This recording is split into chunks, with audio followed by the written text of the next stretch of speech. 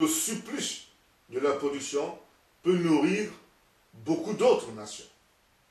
Deuxièmement, on mesure la puissance de frappe, c'est-à-dire la puissance de destruction que possède cette nation par rapport à la puissance de destruction que possèdent les autres nations. Ici, nous parlons des armes de destruction. Combien de bombes atomiques les gens ont? Combien d'avions les gens ont? Combien de chars les gens ont? Combien de soldats militaires le pays a? Et on regarde ces choses.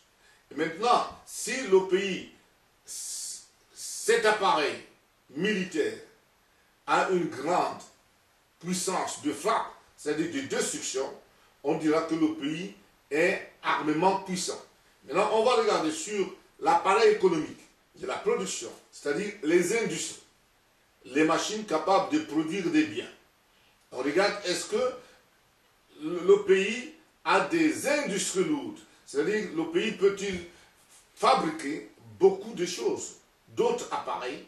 Si oui, alors on dira que c'est une nation puissante. C'est des choses qu'on quantifie. Et cette quantification donne l'idée sur la puissance de destruction que la nation a.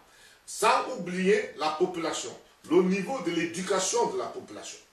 Est-ce que la population suit l'évolution de la technique, c'est-à-dire des appareils? Est-ce que la population peut savoir utiliser ces appareils? Et on regarde la population qui cherche d'autres moyens de frappe, de supériorité. C'est ainsi que, pratiquement, on mesure la puissance. La Bible nous dit, dans le livre de Révélation qu'on vient de lire, chapitre 13, le verset 4, « Et il adorait le dragon parce qu'il avait donné l'autorité à la bête. Il adorait la bête en disant, qui est semblable à la bête et qui peut combattre contre elle. » Amen. Qui peut combattre contre la bête.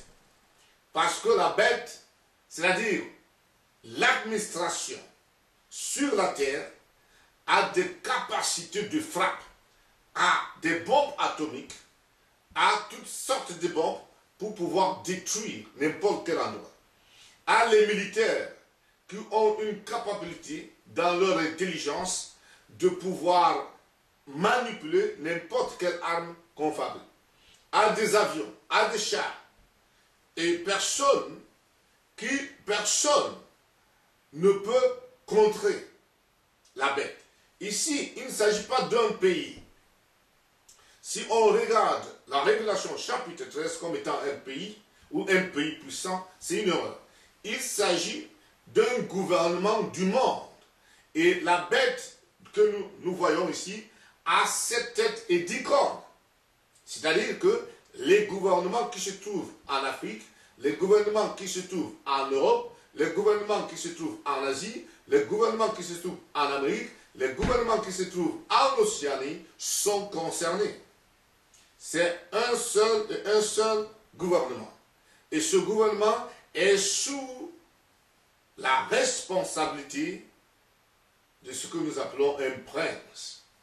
C'est pour cela que Éphésiens chapitre 6, le verset 12 nous dit, nous n'avons pas à combattre la chair ou le sang, mais nous avons plutôt à combattre les princes, les esprits méchants, les autorités et les dominations.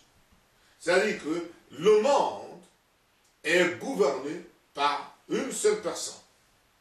Et quand je parle de personne, par un seul être. Et cet être, c'est Satan lui-même en question. C'est pour cela que tout le monde, tous les autres simples exécutants, les habitants qui n'ont pas le pouvoir, eux, ils se soumettent et ils applaudissent. Pourquoi applaudissent-ils? Ils applaudissent parce que sur le plan économique, on leur ouvre les industries qui sont capables d'embaucher des gens, de les payer un quelconque salaire de subsistance afin de pouvoir manger, même si la nourriture ne leur apporte pas les éléments nutritifs dont ils ont besoin. Même si le nombre de calories n'atteint pas à plus ou moins 2300, 2500 kilocalories par jour. les gens vont toujours à applaudir. Parce que c'est pour eux, sans ces usines, il n'y aurait pas vie. C'est pour cela qu'ils applaudissent. Et même, il y a d'autres usines qui produisent des choses qui vont intoxiquer les gens. Mais les gens vont toujours à applaudir. Parce qu'ils n'ont pas un autre moyen. Les maladies, quand les maladies arrivent, et que les docteurs arrivent à trouver un médicament pour pouvoir les traiter, même si le médicament se révèle très nocif quelque temps après, mais les gens applaudissent. Parce qu'en réalité, ça leur donne un quelconque soulèvement, un quelconque soulagement, d'autant pour moi, pour la souffrance. Donc ils vont applaudir. Et ceux qui dirigent, ils mettent des programmes qui semblent aider la population, qui semblent leur offrir ce dont la population a besoin, dont la population applaudit. C'est pour ça qu'il a été écrit: tous les habitants de la terre vont adorer la bête. Tous les habitants de la terre vont adorer l'administration de la terre. Et les habitants de la terre vont dire qu'il n'y a personne qui soit en mesure de combattre la bête. Et même la bête va commencer à blasphémer Dieu, à nier que Dieu n'existe pas. Si oui, s'il existe, il est faible. Et la bête va commencer, c'est-à-dire l'administration terrestre, va prendre même la place de Dieu, c'est-à-dire en disant que elle et elle seule peut apporter le bien-être aux êtres humains. C'est pour cette raison que le Seigneur Jésus-Christ nous a montré la situation terrestre. Donc, pour le Seigneur Jésus-Christ, il aimerait que les habitants de la terre comprennent qu'ils sont attachés, qu'ils le veuillent ou non, qu'ils le sachent ou pas, au pouvoir de Satan. Maintenant, revenons dans la formulation des lois. La loi étant une règle qui protège ou punit, qui donne la ligne de conduite sur le plan moral, ou sur le plan de l'activité, ou sur le plan relationnel.